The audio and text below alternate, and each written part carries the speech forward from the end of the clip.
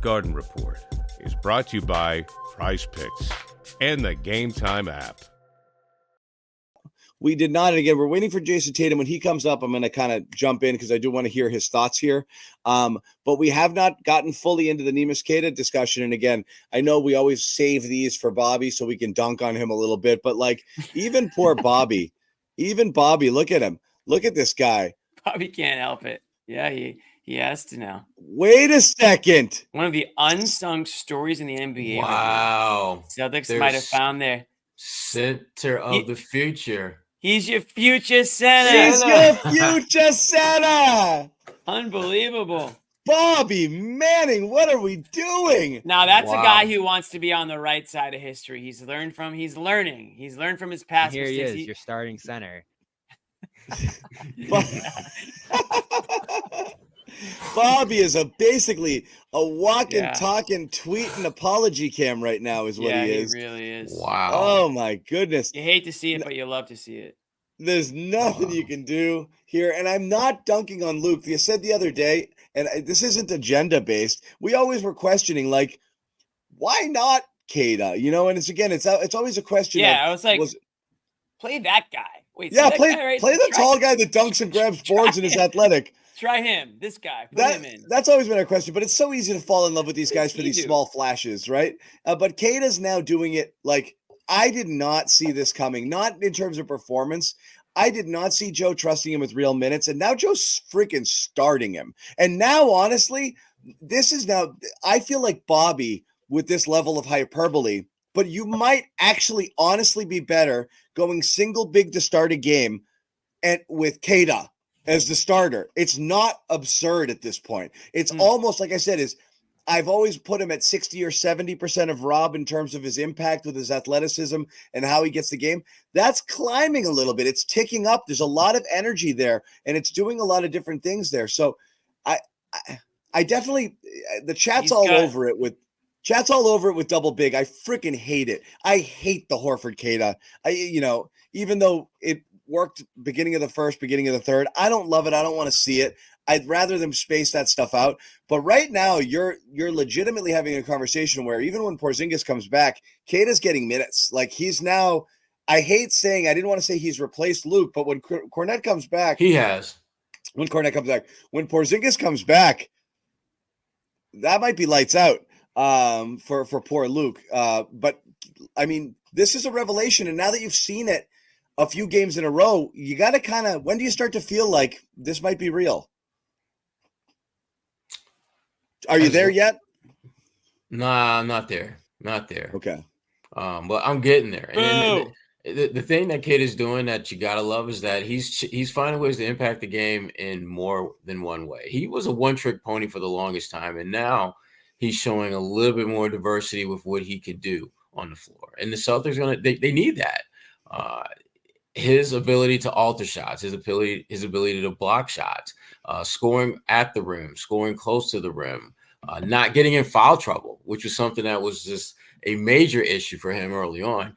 You're starting to see the weaknesses of his game are looking a little bit stronger, and the things that were already fairly strong are even stronger now that he's playing more. So I think Joe is way closer to having all-in chips on Queta as his future center. I'm not there yet. There. I mean, listen. I mean, I don't even need to think about when we say future center. I'm not quite sure. Current center. Yeah, he's your current center, and that's really he's your current center. All we have is today, boys, and today, Queta is your starting center. Okay, and he's doing everything he needs to do to stay on the court. And Bobby Marks, ESPN analyst guy, ESPN. He's saying that he's putting Queta on his under $3 million honor roll. Safe to say he's on the honor roll, meaning he's basically one of the best bargains in the NBA this year. And if Wick still had signing authority, Queta might be signing the max tonight if he still was able to do it. He's on the phone with Dad right now, begging for Dad. Dad, his name is Neemi, and he's really good. He's adorable. Can I keep him? Please, can I keep him? Please. Dad, are you going to invest or what? But that might not be the case. But for Neemi, I'll tell you what, the next contract he signs is going to be a hell of a lot bigger than the one he's got now if he keeps this up. It's not just tonight. This isn't just a flash in the pan game. Last game, we were talking about him for a while. He almost had another double-double last game. And when this guy's in there, he's straight up energy. People want to say, oh, the Celtics aren't tough enough or Tatum's not tough enough. When Queta's in the game, you don't need to be as tough. Queta's going to be your tough guy in there. He's going to go up with authority. He's going to go down with authority. He's got a big body. He's not afraid to use it. He'll get into your face. No one's messing with Queta. I'll tell you that right now. And Steve Kerr pregame knew who Queta was. He could not. This is not a joke. Steve Kerr could not remember Cornet's name. Literally, that was funny. That was funny, but I felt kind of bad. Somebody in the maybe it was you, Sherrod. Somebody had to tell Kerr what his name was, and then Kerr had to go on and act like Cornet was his. He's gotten really better. He's really improved. Yeah. Yeah. Now that you know his damn name, yeah. It's like I'm not even gonna say. Queta has already made Luke slowly but surely a forgotten man. Damn, Steve Kerr doesn't even remember his name. It's like two girls at the bar and like the friend is there, but you're not really interested in the friend. TMI, Jimmy. Yeah. TMI. Anyways, Kate is that guy right now, man. And so Luke's nice. People are gonna know Luke's got a great personality. Yeah, he's nice. Luke has a great personality. Luke's nice. Kate is the. Tell me about Luke. The head turner. He's nice. He's nice. Yeah, he's funny. He's funny, which he is. Great sense of humor. Really smart.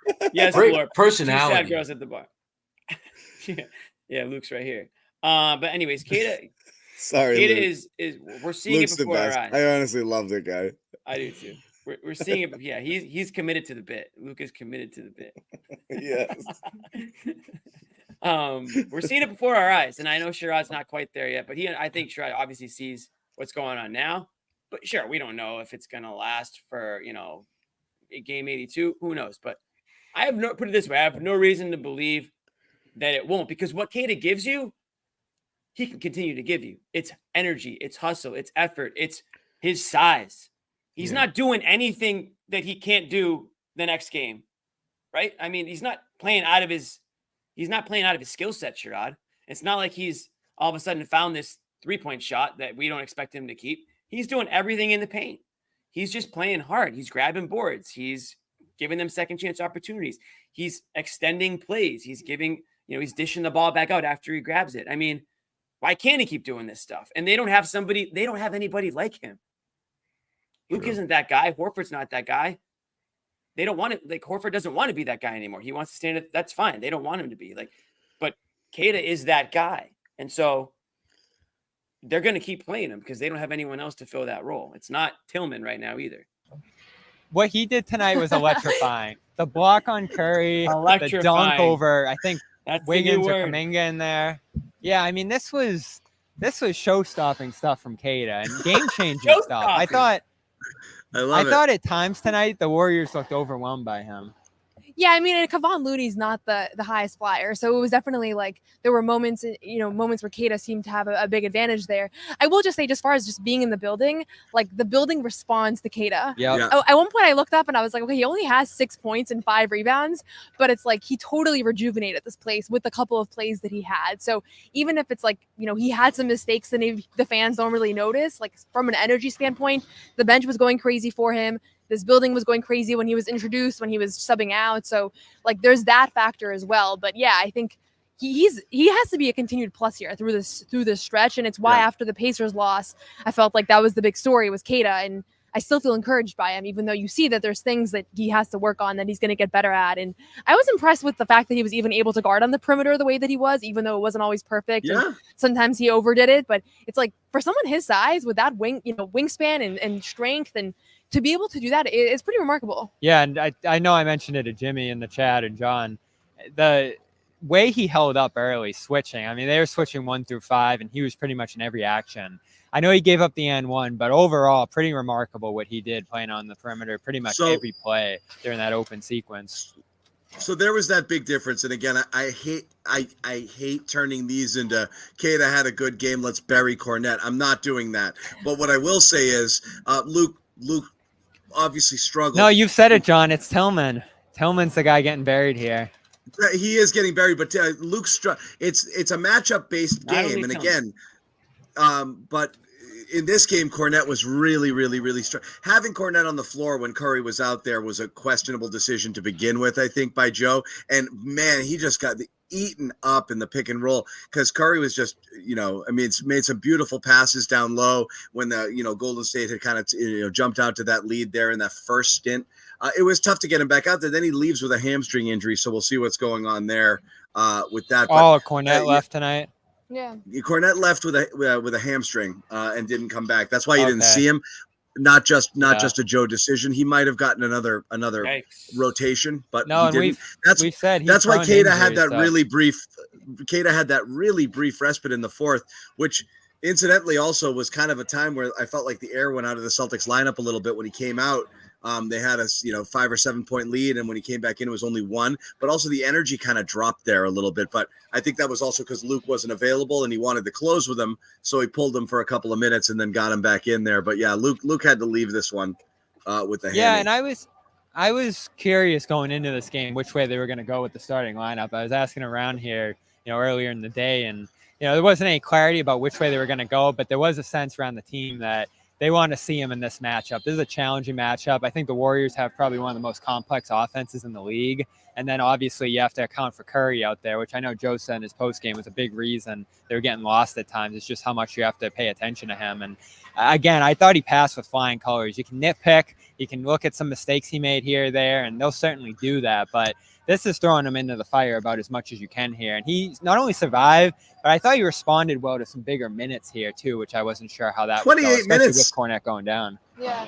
And I think honestly, like we've been talking about this, he's not going to get better to the extent that they need him to, unless he has these high profile, significant minutes, fourth quarter, banging against experienced centers. Like you can't just feast on the Charlotte Hornet backups. That was not a Luke diss, but I think that we wanted him to see him against Joel Embiid and Giannis and like these really impressive guys. And I think that, tonight there wasn't like a powerhouse on the Warriors side, but like you said, it's a very complex offense and he held up. And so I think this is what you really should care about if you're a fan of the Celtics in November, like less so the outcome of a game. Obviously you want them to win every game you watch, but I think like this is a very encouraging development that you're seeing here, and the trust in him is obviously really high. And I loved the remarks in Atlanta, which I wasn't there for, but just what Joe was saying about how he's really better than he even thinks. Like Joe doesn't like going there a lot, but I felt like he kind of let himself go there and just say, there's a really high ceiling here. And John, these kind of experience, I think, probably instilled that in him, right? Like, I'm starting against the Warriors. Do you remember a couple of years ago when we were kind of having this same conversation with Rob, and there was like the things you're worried what Rob can and can't do, and some bigs and some matchups he's going to struggle against. And he had his first Embiid start, and we were all geeked up about it to see how he would go. And he went out and fouled him like 6 times in the first 3 minutes of the game. And we were like, oh, Rob, chill, dude. But it's again, if you're not going to face the challenge, as Noah said, you're really not going to see what you have.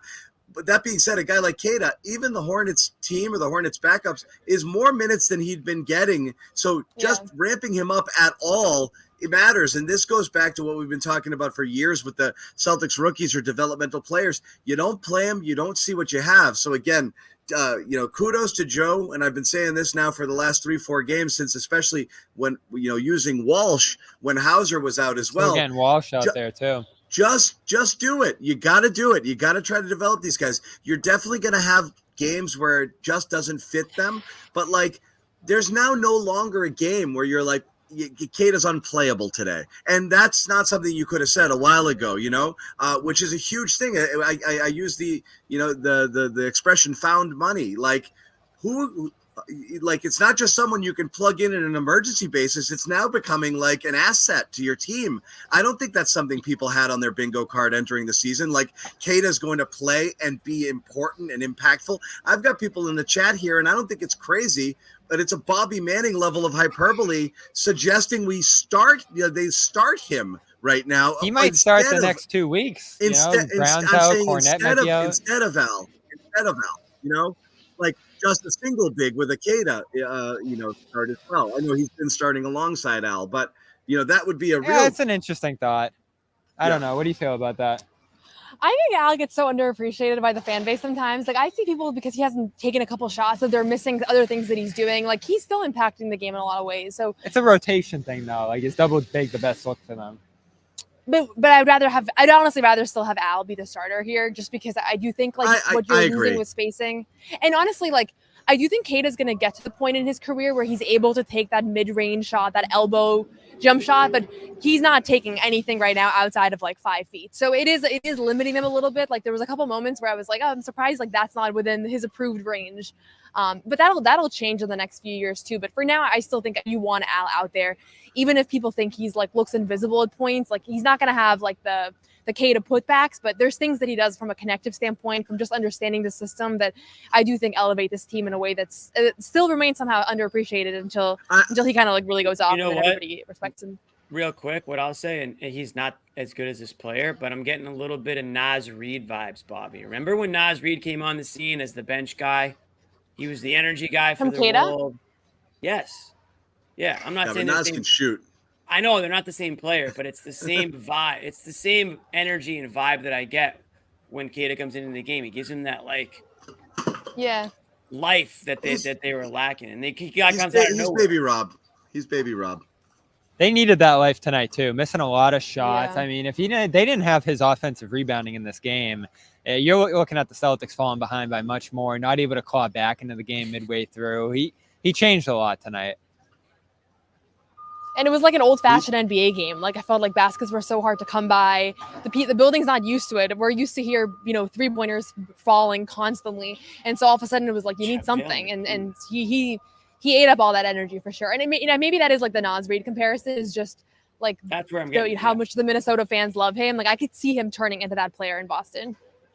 I said this earlier. He's the only guy on your team right now that does what he does. And that's why there's a role for him. Who else on this Celtics team is doing Queta things? Nobody. You know what I enjoyed watching tonight? And again, Luke does you a few guys at the game. Oh, here we go. Oh, No, you guys at the game wouldn't have this, but it was Doris Burke was a huge Rob Williams fan. She would have games where she was just like, just look at what she was just gushing over his athleticism. I can't take my eyes off this guy, and I feel like she like fell in love all over again watching Queta maybe for an extended period for the first time tonight. Because as the game was going on, she was like, "Oh, Neemias," she was really getting into it, and I was like, she sees it. She sees the Rob. She sees the Rob in it. And yes, I was watching the national broadcast. But hey, I'm all in. Yeah. But there was some fun there. And again, I guess you guys said it earlier, but you can live with some of the stuff that he can't do or that he's going to mess up, from time to time. And again, you had, 2 games ago where Joe pulls him out and he has kind of a tough love talk. And then he talks about it after the game, how he takes my coaching and other people go up to him and they coach him and he works with it, which is great because then he has a second stint, where he's extremely impactful. He's doing that now, which is, just something you didn't fully expect. So you can live with, there's the most amazing thing is he's not doing that many of those things, right? It's not like it's like a 50-50 where it's like one bad play, one good play. He's not doing that much where it's like, oh man, he's killing us right now. That's the difference compared to last year, especially with the fouling. Exactly. He's not fouling as much anymore. Good point. And John, just to your point about the Doris Burke reaction, I feel like that's kind of how the Celtics fans were last year in preseason. Yeah. Like, do you remember when they first signed him and all of a sudden he was what is this guy? And everybody was like, this is the greatest player of all time. And at that point, he was Everyone still was calling for him. Yeah, he was making a lot of mistakes back then. Yeah. But even so, like, he electrified people. I remember, in our Celtics blog Slack, everybody was like, "Oh my God, who is this guy?" And so that's kind of the first impression because you realize he has some athletic gifts that you just don't see very often, and maybe you haven't even heard of him before. So you're like, "Where's this guy been?" I bet a lot of people haven't heard about him tuning in nationally here. So definitely a sight to see for people tuning in. Imagine that too. If you're you're one of these, you're a basketball fan, and maybe you're not watching every team every night and league passing it, but you're obviously aware of the Celtics and who they're returning and that they're favorites again. And you tune into a national game tonight and they're like, wait a second, they got a freaking center. Who is this guy? And now you must be like, this sucks. Who gave him another player? And I keep saying it. The Kings Sixth man of the year. It's like two enormous things that didn't exist last year. Sixth man of the year, Pritchard, and like he's your starting center, Neemias Queta. Like both of those things. He's your third center right now. But it's crazy to me still that the Kings gave him away for JaVale McGee, who I don't even remember playing that much for Sacramento last year. And this again, I know you guys don't believe me, but I was his biggest supporter when he got here. Two-way guy with this kind of skill set. Yeah, it's really intriguing. And as much as I love Luke, and I still believe in Luke, and I think this team will here, I'm willing to sacrifice some of his minutes to, as Noah and you guys said, invest in his growth, push him into these kind of opportunities, and just allow him to grow on the fly. He can't get better without plans, and it's happening fast here. It's really exciting, especially for a team that doesn't have a lot of new / exciting developments this year.